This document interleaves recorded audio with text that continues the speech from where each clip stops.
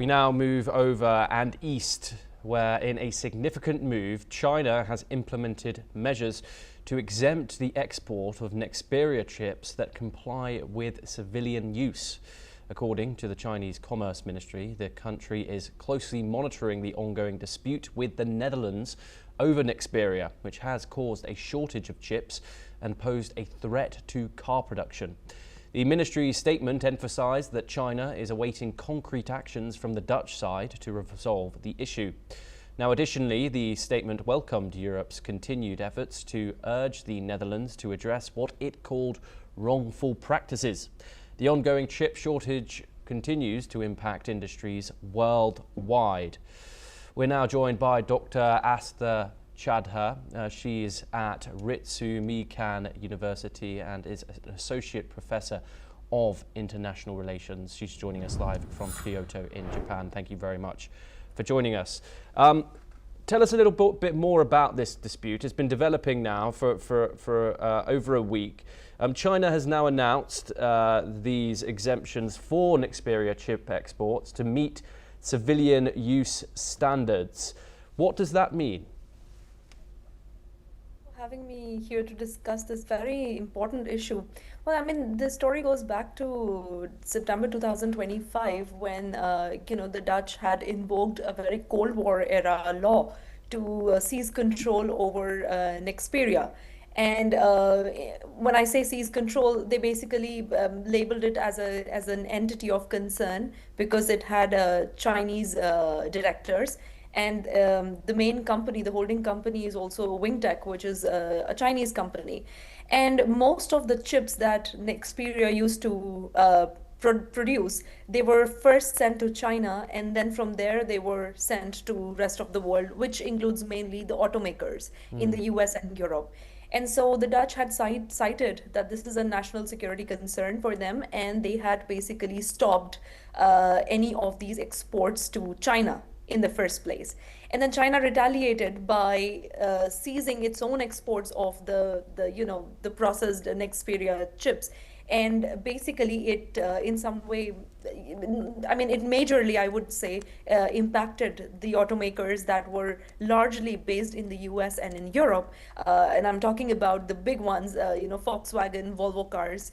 And of course, they retaliated because this would have led to a complete shutdown of their businesses and of their factories. So when, very recently when President Trump met with Chinese Premier Xi Jinping, there was supposedly a deal that was struck. And even though both the statements from both the sides did not really explicitly state that it was a discussion on chips, but that is what is being anticipated. And the idea was that China would loosen its grip or would loosen somehow the export control that it had implemented. And the implication would be that the chips would now be exported to Europe and to American automakers so that they can resume the production that they wanted to do, and it wouldn't harm the global supply chains. Yes, and Dr. Chadha, the Netherlands has restricted these advanced chip exports, citing national security concerns under US pressure. Is China's exemption policy a strategic olive branch or a calculated move to isolate European partners from Washington? Yeah, very rightly said. On one hand, we could look at it as a Chinese well-calculated move in some way to, rather than strengthening its clutches, actually to ensure free trade, to ensure free movement of these very valuable chips. Though they don't really have too much of a military implication, but there is an economic implication when we're talking about these chips that are important to the automakers.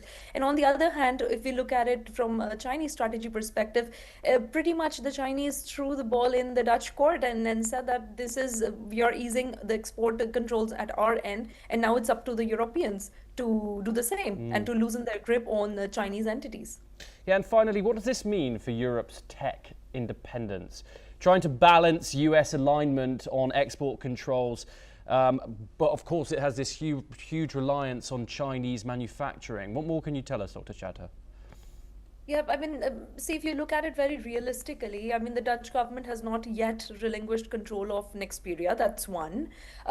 Clearly, the implication for China is that they are not willing to resume because, earlier they let out a statement. These automakers had to come up with a statement that said that we will no longer be sending 70% of our chips to China. So the implication is that they're trying to find an alternative. But I mean, is the alternative ready? So the implication for the European automakers, or at least for the European governments, would be then to come up with a very comprehensive strategy as to if they want to lay out the plans for an alternative supply chain. It needs to happen fast because as of now, China remains very, very critical to the supply chain. Yeah, and of course this underscores a deeper question. Where is the line between economic protectionism and legitimate security regulation in today's sort of chip wars? Yeah, absolutely. I mean, this incident is just one of the many, right? I mean, actually, even though I mentioned the events from September 2025, if you look it up, it goes way back to December 2024 when the US first came out with this entities of concerns list, and WingTech was on it. WingTech is the holding company for Nexperia. So it had begun right then, on probably a bit earlier than that as well. So we are looking at an increase in the number of cases. This is just one of those, that highlight how vulnerable our global supply chains are. And we are not just talking about military products, we are talking about our day-to-day use electronics. And in some way, it also highlights how difficult it is to practically de-risk from China. I mean, most countries do want to in some way diversify their supply chains, but when it comes to practicality, we do not have an alternative ready and to go. So, I mean, in a way, it is highlighting that these chip wars are nowhere. I mean, we are not seeing a sign of them ceasing. This is going to continue. There might not be a military implication to this, but just the fact that they are very, very crucial to the supply chains, this is going to remain one of those avenues for economic warfare. Yes, Dr. Asta Chadha, thank you very much for joining us here on NewsX World. It's a pleasure to have you on the programme.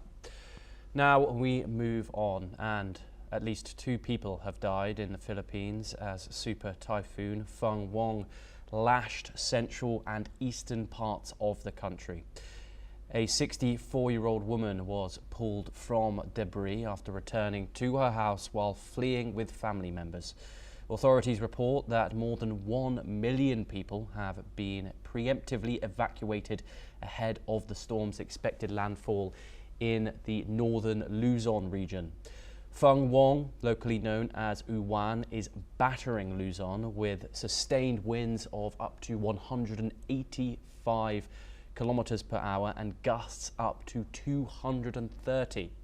The storm has led to widespread evacuations and suspensions of work and classes, particularly in Metro Manila. Signal number 5 alerts have been issued for the most vulnerable areas, and authorities urge residents to comply with evacuation orders. The military has redeployed 2,000 troops for disaster response.